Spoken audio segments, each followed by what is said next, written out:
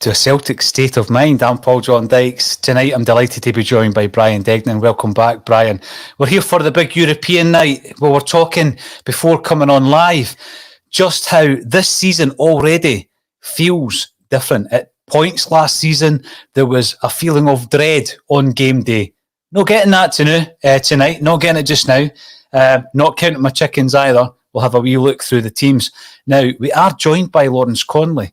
But I was already nestled in my comfortable seat here when he arrived. Therefore, he will be joining us for halftime and full time. He can just sit back and relax during the pre-match. Brian, the sense of trepidation, sometimes dread, has been replaced by a sense of excitement for games like tonight's match. Is this Ange ball? Is this the Ange effect? Is it Furuhashi that's doing that to us? What is it? Do you know what? I think it's a mixture of so much. You know, the first thing that springs to mind is seeing Celtic Park full again after everything everyone's been through, not just in a football sense, in a life sense, the past 18 months to 2 years, to see everyone back there in good spirits, singing Never Walk Alone. It's just goosebump stuff. Gutted I can't be there, but just to see it and see people enjoying themselves again, I'm so thankful and so happy. So I'm excited for that. Wee Kyogo, can't wait to see him. He'll be buzzing under that. He'll be over the moon. I can't wait to watch him. And like you said, Paul, there was times where last season was, it was dreadful. It was sometimes an obligation more than desire to watch the Celtic. And I think in the first time in a long time, we don't feel that, because I'm just so excited to see us play and see how we play under Ange. And I think gradually we've been getting better. Every sort of performance has picked up a bit. People are getting a bit more switched on. I'm not implying that we're going to win 7-0 tonight as opposed to 6-0 on Sunday. But what I'm saying is I think that even there'll be up and downs, there'll be inconsistencies, but you're going to get something exciting. You know, he's going to keep you in your feet and you're going to be playing football the Celtic way. And to do that at packed Parkhead on a European night, wow, amazing. It will be. I mean, last season we discussed that a few times, Brian, you know, the fact that we had brought players in and, you know, this atmosphere at Celtic Park, you know, for the big games and in particular the European nights is something to savour. They've never had that. They've actually never had the experience of it. I'm talking players like, you know, Ayeti and also Barkas, both of whom are on the bench tonight. We'll have a look through the team. We'll have a wee chat about how we feel this is going to go tonight. Red Scotland raises a couple of issues straight off the bat. Why is Abada not in the squad? Why do we have two goalies on the bench? And why is Bolly on the bench? Well, the two goalies, that's a European regulation for games, I think, unless someone wants to correct me on that, because we have had two keepers on the bench for all the European games so far this season. Abada, someone answers that later on. P. Ant tells us that he's pulled up a bit after training.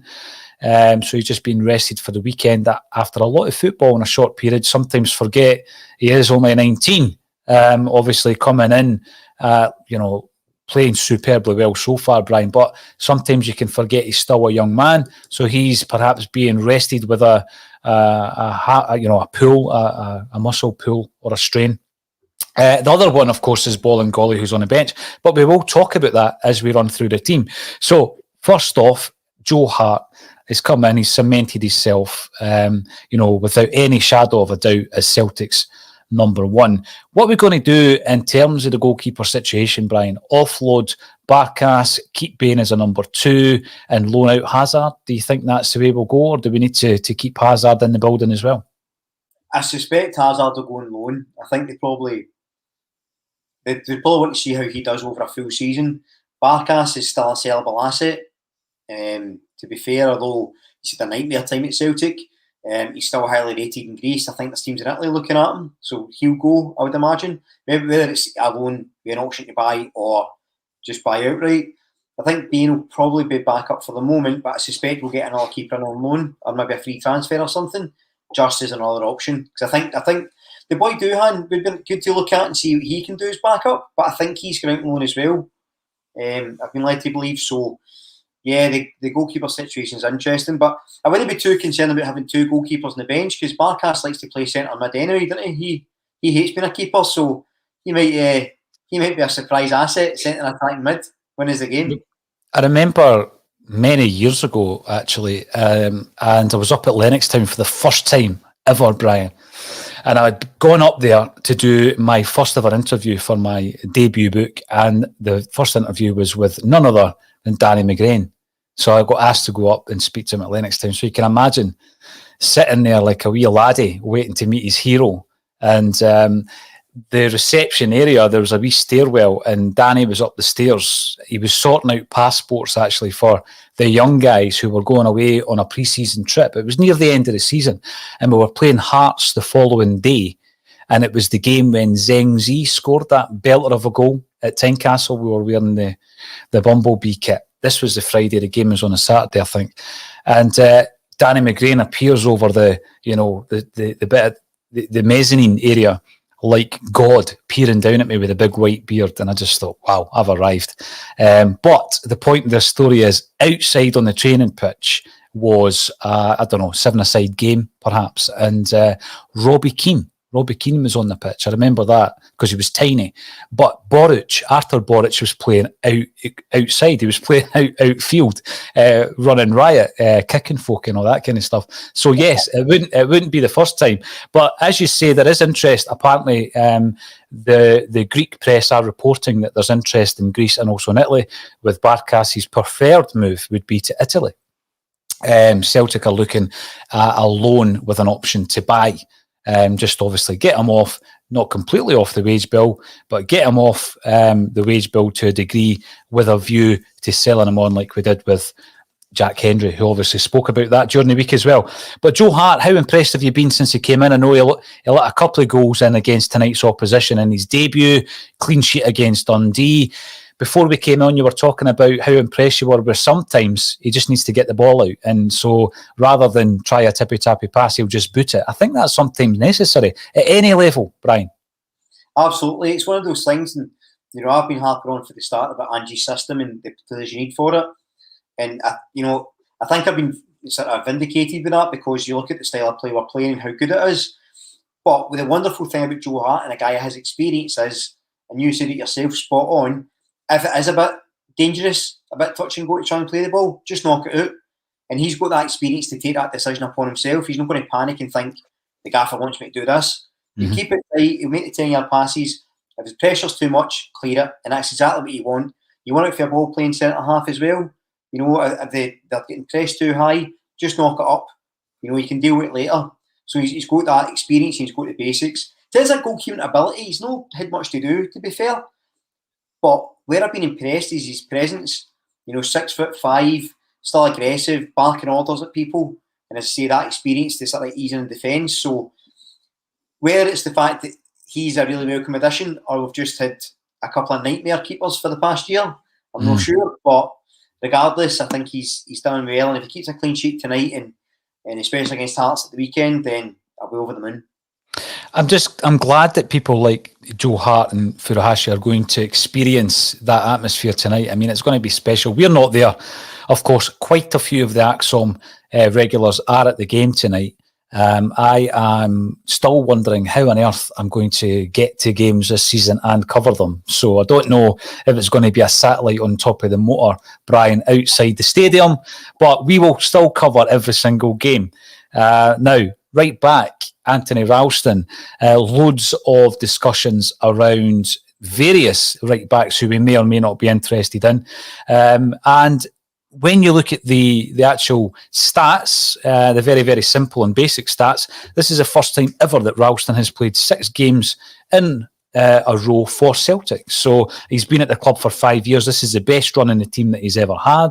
And I would suggest the best run of form that he's ever had as well coming in. The reports today were that we were interested in Legia Warsaw's Josip Juranovic. Even if we do bring him in at £2.5 million, which is the fee that's been quoted, Brian, that number 56 jersey, or those number 2 shorts, as I would call them, are Anthony Ralston's to lose. You would think so. I think you may find if the new guy comes in, Ralston gets dropped at first to give him a rest.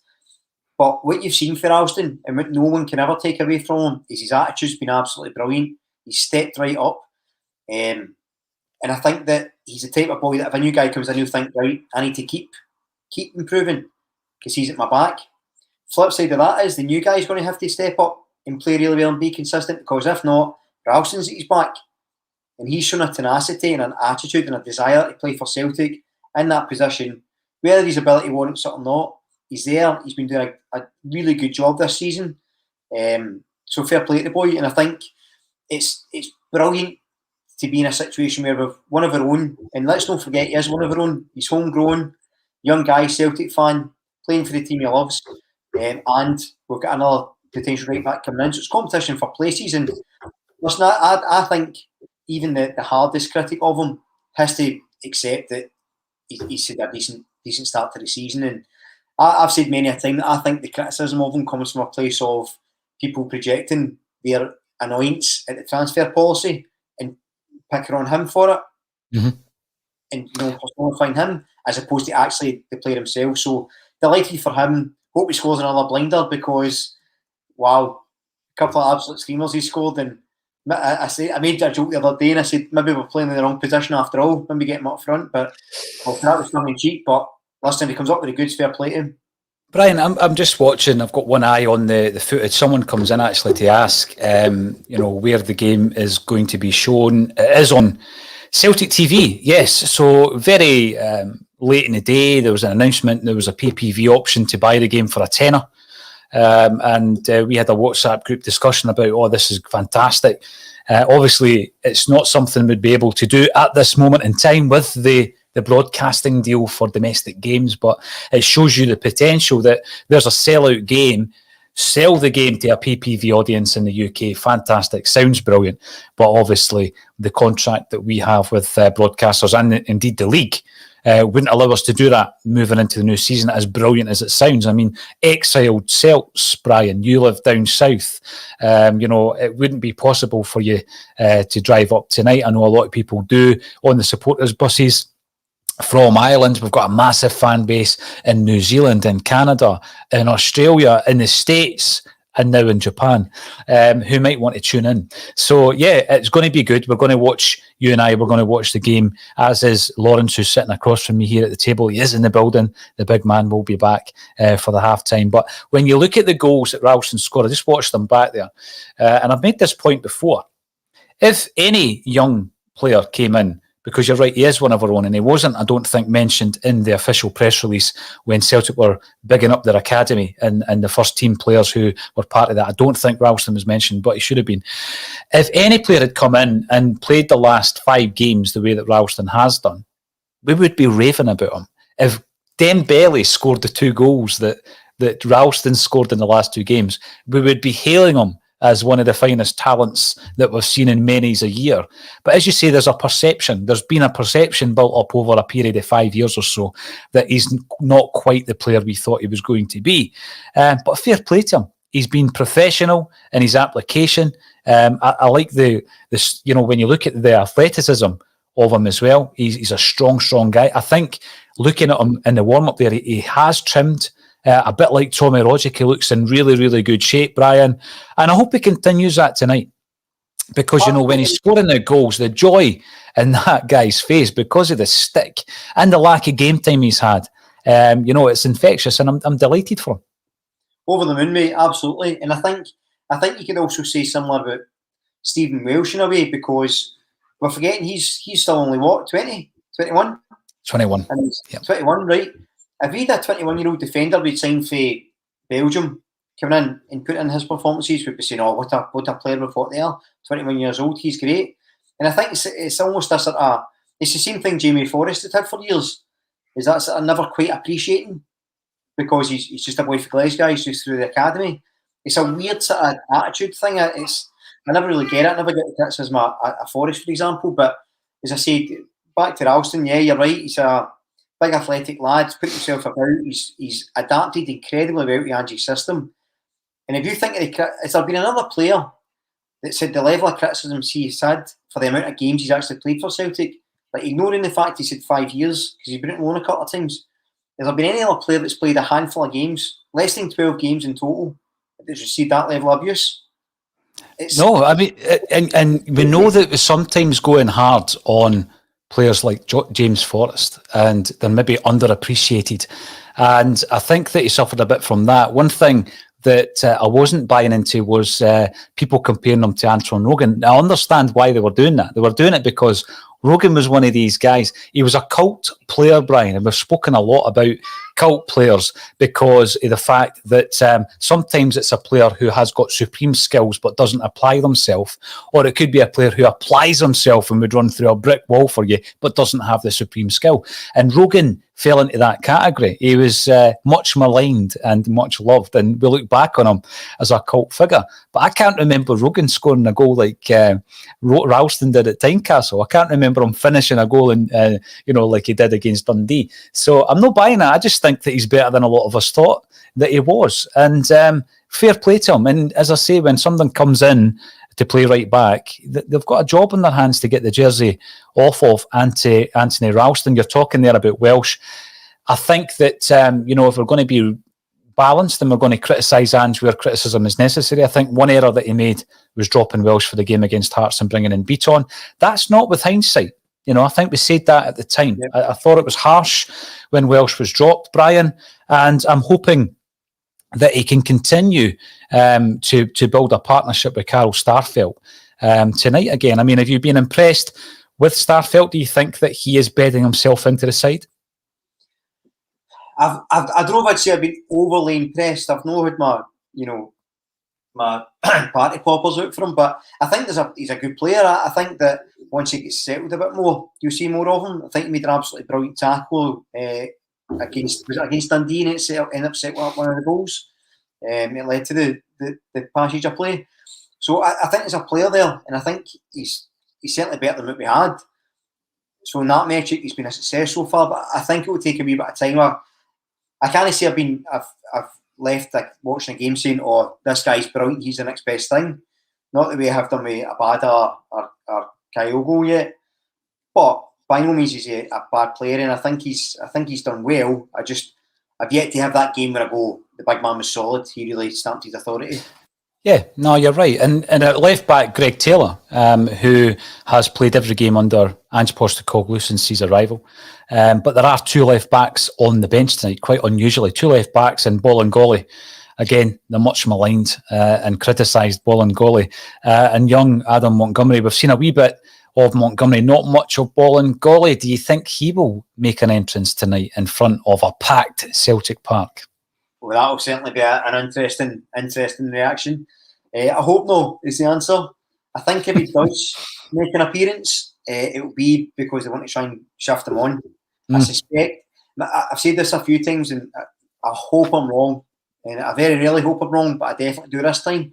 I'm concerned that the club see three left backs there, and think we don't need a fourth. And I genuinely am concerned that it's no disrespectful to Greg Taylor, because I've got similar thoughts to him as I do Ralston. I really like the two boys. I think they're decent players. I just don't know that they're going to take us forward. Montgomery, I really like as well, actually. But to expect him to come in and play every game and lead the line is probably a bit much at this stage. Yeah. My worry is that Bolingoli, I don't know what he's on, but it's going to be a decent wage. We paid a few million for him. I think the club will look at him and say, get him moved on, they can get a replacement. And that's the only worry about him still being at the club. It's not as much that, I blame him for last season and all that stuff. I think he might have got hung out of the right a bit, because if you look at the lack of discipline through the squad last year, I'm not sure you can really blame him. He's the only one that broke rules. Or I think it's probably down to the manager not controlling his players. But that's a debate for another day or for a day gone by. But yeah, I hope we don't see him tonight, because I just think I don't want the atmosphere to turn sour for any reason. I don't want to see him. I don't want to see Griff be either at the club or tonight at any point.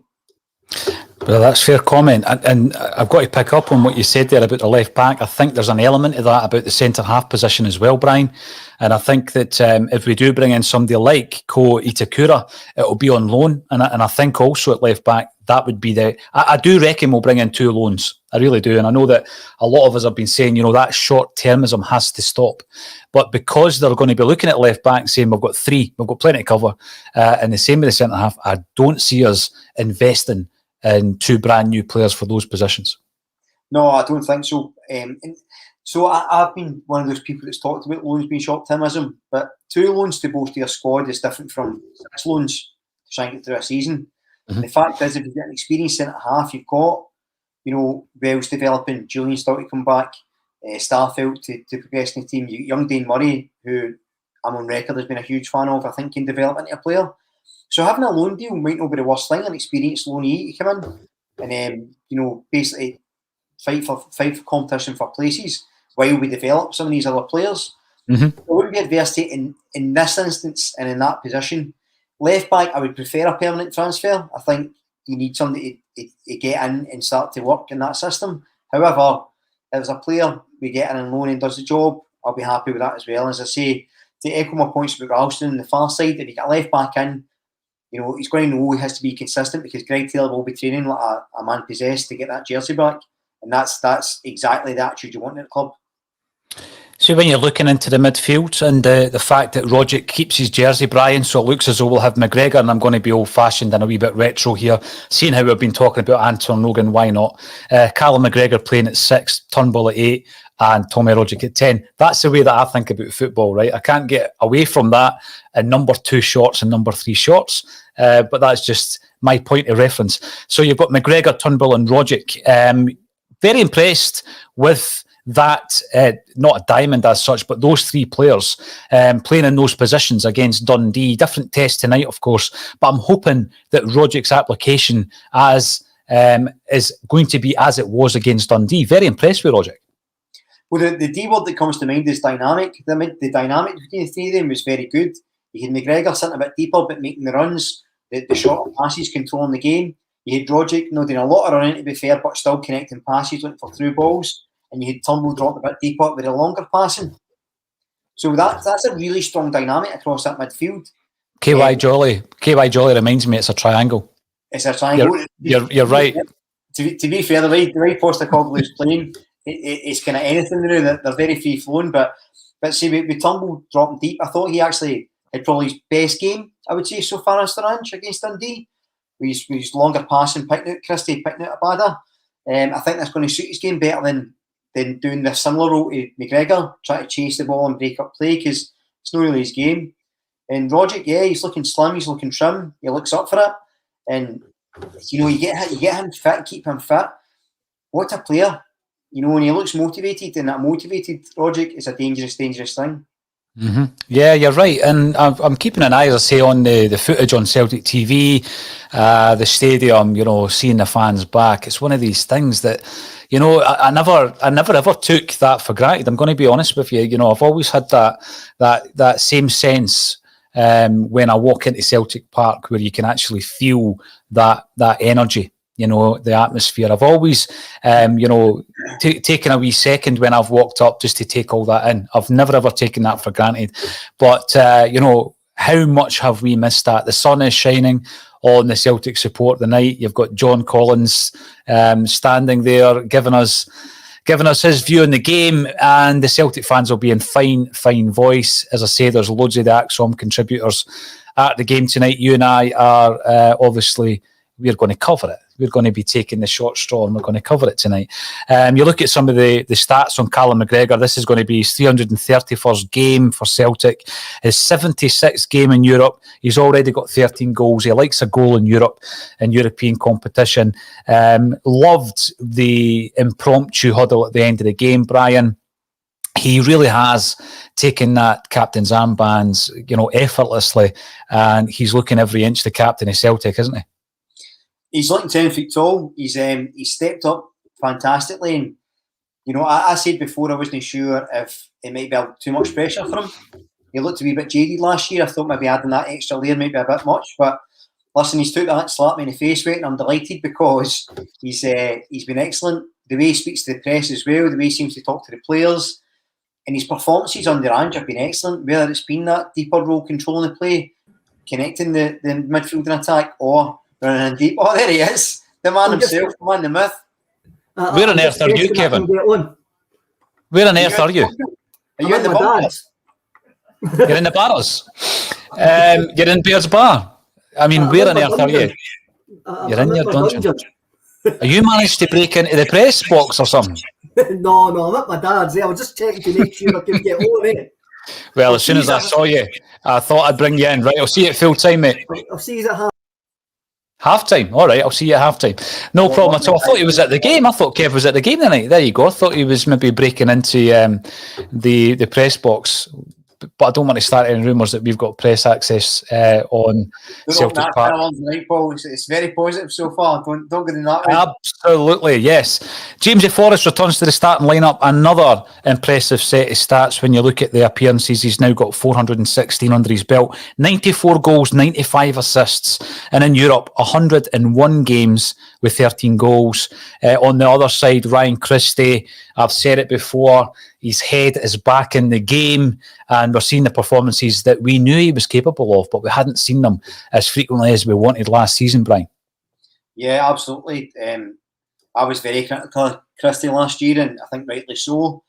But his performances this season have been great so far. He's undroppable. In a team that's playing fairly well, that's a really good sign. And talking about Forrest, how many times we were so frustrated last year in particular that lack of depth in the squad. We've not got players that came off the bench. Abada's pulled out and we've got Forrest to start in his place. That's a good position to be in, And I'm dying to see Forrest tonight. I think he'll absolutely thrive. And as much as I miss young Abada, great for him to come in. And Christie, if him and Kyogo can connect the way they did, what a night we're in for. You make a good point there about Abada and the fact that we're going to miss him tonight, miss watching him anyway. He's kind of been put into the shadows a wee bit by Furuhashi because he's been so impressive. But, I mean, let's not forget, Abada, at his age, thrown right in, scored on his debut. He's been brilliant so far, Brian, and I'm looking forward to seeing how he can develop as well. How do we accommodate them, though, if Christie stays a wee bit longer? Well, I think the reality is we're going to be playing so many games. I'm not sure how often Ange will rotate, but the beauty is he's got the players to rotate.